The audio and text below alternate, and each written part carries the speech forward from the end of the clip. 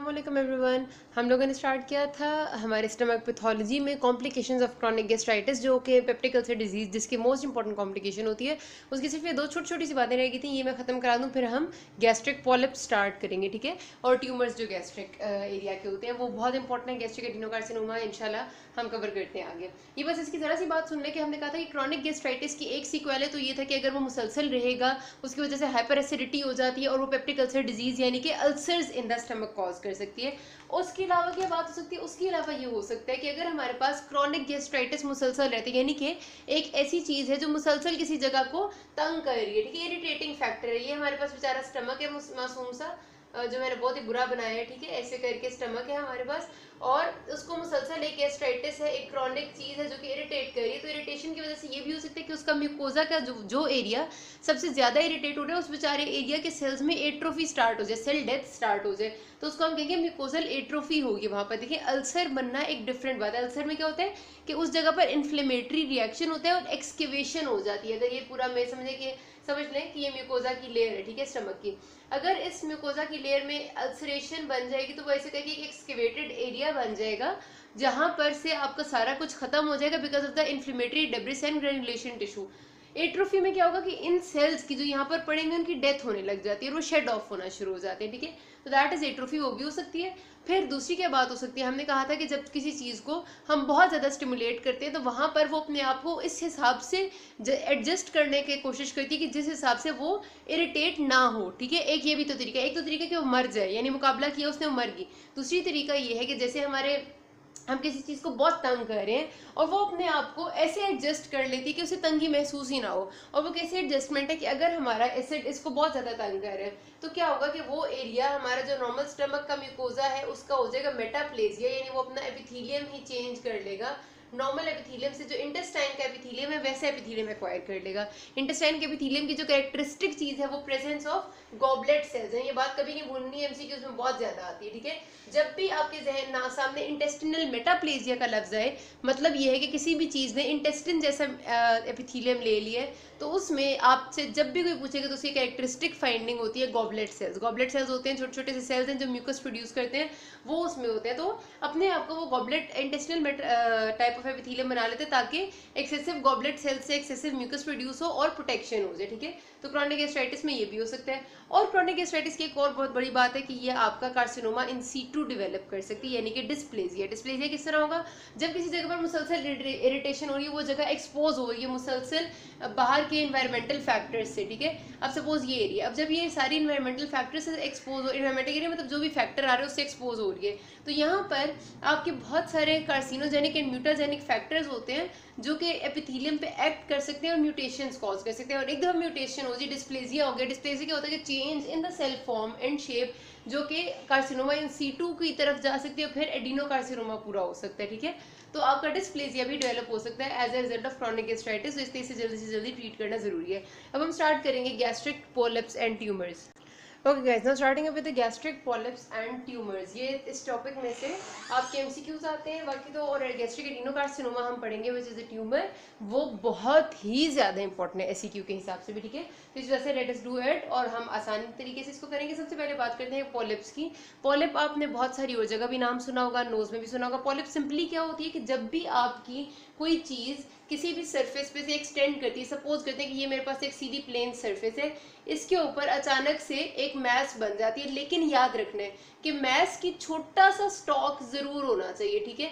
हो सकता है इतना सा स्टॉक हो सकता है उसका बड़ा सा लंबा सा स्टॉक हो, तो उसको हम तब पॉलिप कहते हैं, ठीक है। अगर आपकी सिंपल ऐसी एक मैस बनती है ना ये करके, तो this is not a polyp, ठीक है। पॉलिप का एक स्टॉक और एक फिर पेडंकुलेटेड सा एंड होना चाहिए। लेकिन फिर पॉलिप में भी दो टाइप्स होती है, कुछ होते हैं सिसाइल पॉलिप्स और कुछ होते हैं पेडंकुलेटेड, बाकायदा पेडंकुलेटेड। तो जो सिसाइल होते हैं उनकी स्टॉक ऐसे बिल्कुल जरा सी होती है, बराए नाम सी होती है, और वो यूं लगे होते हैं, इसलिए वो हिल नहीं सकते, वो सिसाइल होते हैं। और जो पेडंकुलेटेड होते हैं उनकी ऐसे लंबी जरा स्टॉक होती है, तो वो ऐसे करके लगे हुए होते हैं, तो वो फिर पूरे मूवेबल से होते हैं, ठीक है। तो ये पेडंकुलेटेड टाइप है। तो हमारे पास जब भी पॉलिप होगी तो स्टॉक होगा, ठीक है। तो गैस्ट्रिक पॉलिप्स क्या है कि अगर आपके म्यूकोजा ऑफ द स्टमक में इस किस्म की कोई आउटग्रोथ बन जाती है तो that is called as a gastric polyp, ठीक है। मोस्ट कॉमनली गैस्ट्रिक पॉलिप आपको पता है कि बहुत ज्यादा इसकी प्री डायलेक्शन हो सकती है आपकी ये चार चीजों की वजह से, कि किसी भी जगह पर अगर हाइपरप्लेजिया और इंक्रीज इन सेल नंबर है, ठीक है, इंक्रीज इन सेल नंबर का दो पैटर्न हो सकते हैं ना, मतलब या तो ये कि अगर ये से एक सरफेस है, यहाँ पर सेल्स तेजी से बढ़ रहे हैं तो ये सरफेस यहाँ के बजाय इस तरह डिफ्यूजली इंक्रीज कर जाए, साइज में यहाँ तक बड़ी हो जाए, और दूसरे तरीके के इस पूरी की एरिया में अगर सेल्स बढ़ रहे हैं तो यहाँ पर कोई एक ऐसे मैस बन जाए या फिर न्यू पॉलिप टाइप मैस बन जाए। तो आपको पता है हाइपरप्लेजिया में increase in number of cells है तो it can form a polyp. Inflammation, जाहिर सी बात है इन्फ्लेमेशन में भी आपका सारा का सारा जगह पर एडीमा हो रहा है तो एडीमा में भी पॉलिप बन सकते हैं।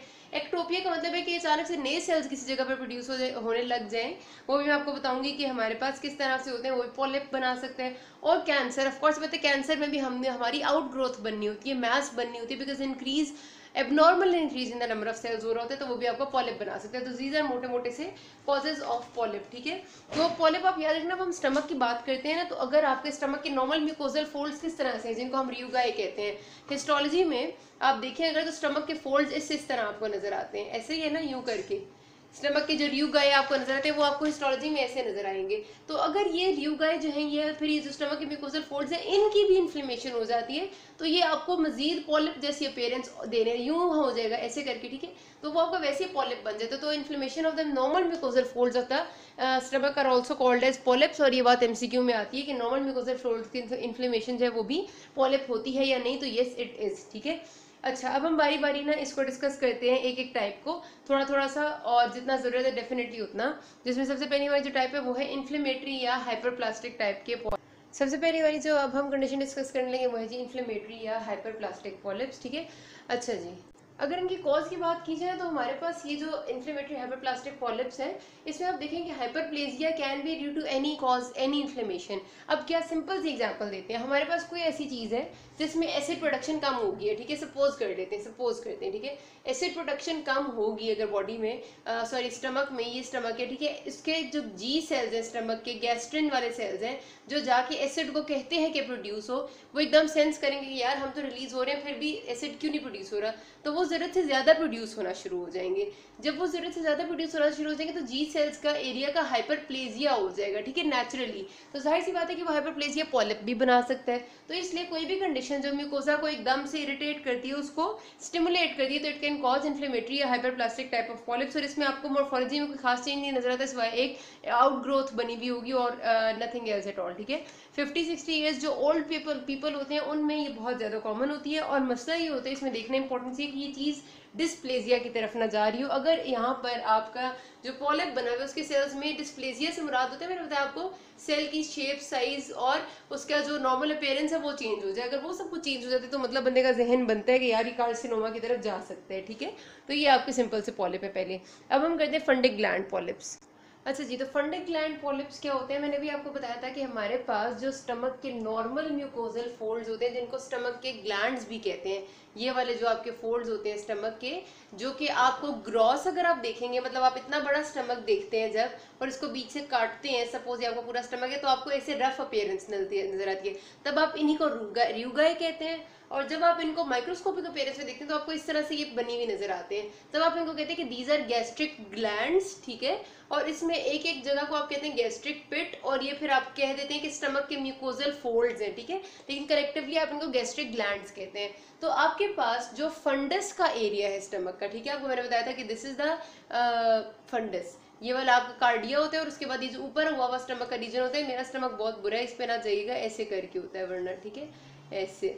तो ये वाला जो एरिया होता है this is the fundus. Fundus के एरिया में जो रियूगाई है वहां पर हमारे पास ये जो नॉर्मल ग्लैंड्स हैं आपके स्टमक के, मतलब गैस्ट्रिक ग्लैंड्स हैं या फिर म्यूकोजल फोल्ड्स हैं, इनकी इनलार्जमेंट हो जाती है तो उसको हम कहते हैं फंडिक ग्लैंड पॉलिप्स, ठीक है।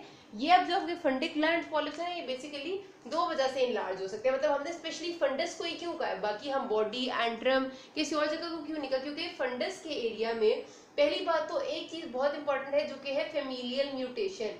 फेमिलियल म्यूटेशन का मतलब है कि आप आगे एक कंडीशन में आपको पढ़ाऊंगी, फेमिलियल एडिनोमेटस पोलिपोसिस सिंड्रोम, ठीक है, उसे फैब कहते हैं, फेमिलियल एडिनोमेटस पोलिपोसिस। उसमें क्या होता है कि एक स्पेशल जीन है हमारे पास, एपीसी जीन, मैं आगे पढ़ाऊंगी आपको, उसकी म्यूटेशन होती है और ये म्यूटेशन फैमिलीज में रन करती है। उस म्यूटेशन की वजह से इन लोगों में पॉलिप्स की फॉर्मेशन बहुत ज़्यादा होती है और मोर देन 100 पॉलिप्स होते हैं, ना सिर्फ स्टमक में बल्कि इनके कॉलन में, रेक्टम में बहुत सारे पॉलिप्स होते हैं। तो जो इस सिंड्रोम के पेशेंट्स होते हैं उनका फंडस जो है उसमें भी वी फाउंड कि ग्लैंड्स में पॉलिप्स हैं, ग्लैंड्स की इनलार्जमेंट है। ठीक है, तो ये हो गया एक फेमिलियल डिसऑर्डर या हेरिडिटरी डिसऑर्डर। दूसरी कॉज हो सकती है जो एक्वायर्ड है, जिसको हम कहते हैं स्पोरेडिक कॉज।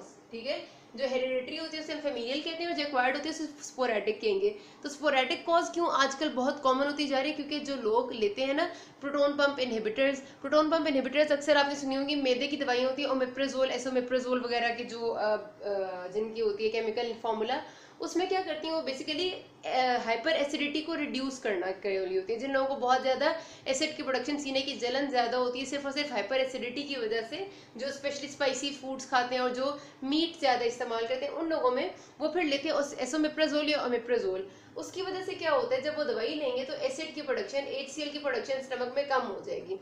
जब वो एसिड की प्रोडक्शन कम हो जाएगी तो भी मैंने आपको जैसे पहले एग्जांपल दिया कि गैस्ट्रिन जो है वो एकदम से ज्यादा बनने लग जाएगा। जी सेल्स उसे देखेंगे कि वो कम है तो वो ज्यादा बनने लग जाएगा। तो जी सेल्स का हाइपरप्लेजिया और होना शुरू हो जाता है, तो वो पॉलिप बन जाता है और इस वजह से अब फंडिक ग्लैंड पॉलिप्स में गैस्ट्रिक या जी सेल्स के हाइपरप्लेजिया वाले पॉलिप्स बहुत मिल गए। ठीक है, और उसकी वजह एक है प्रोटोन पंप इनहिबिटर्स। तो ये इसकी दो मेजर सी कॉजेज है, बस इतना याद रख लेना। जाहिर सी बात है कि फिर हमें कॉज को एलिमिनेट करना होता है। फैब की तो अपनी एक ट्रीटमेंट है, ये क्योंकि जीन म्यूटेशन की वजह से, तो इसको तो हम इस तरह से ट्रीट नहीं कर सकते, लेकिन अगर कोई एक्वायर्ड कॉज है तो उसे हम ट्रीट कर सकते हैं।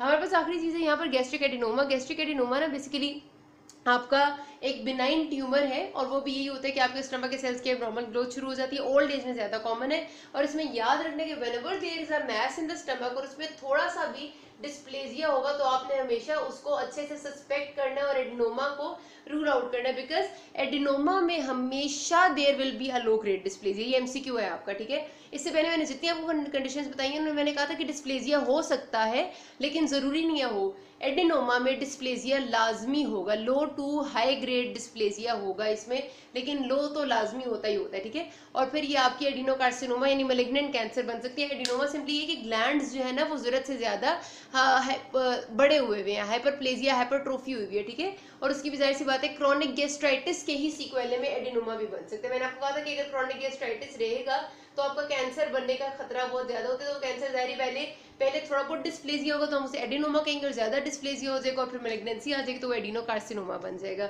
सो adenoma is basically increase in the number of gastric glands और या फिर साइज ऑफ गैस्ट्रिक ग्लैंड्स जो कि क्रॉनिक गैस्ट्राइटिस की वजह से होता है और उसको एडिनोकार्सिनोमा बना जा सकता है। अगले पार्ट से हम एडिनोकार्सिनोमा पढ़ेंगे, अभी तो कोई मसला हुआ you can ask me. Thank you.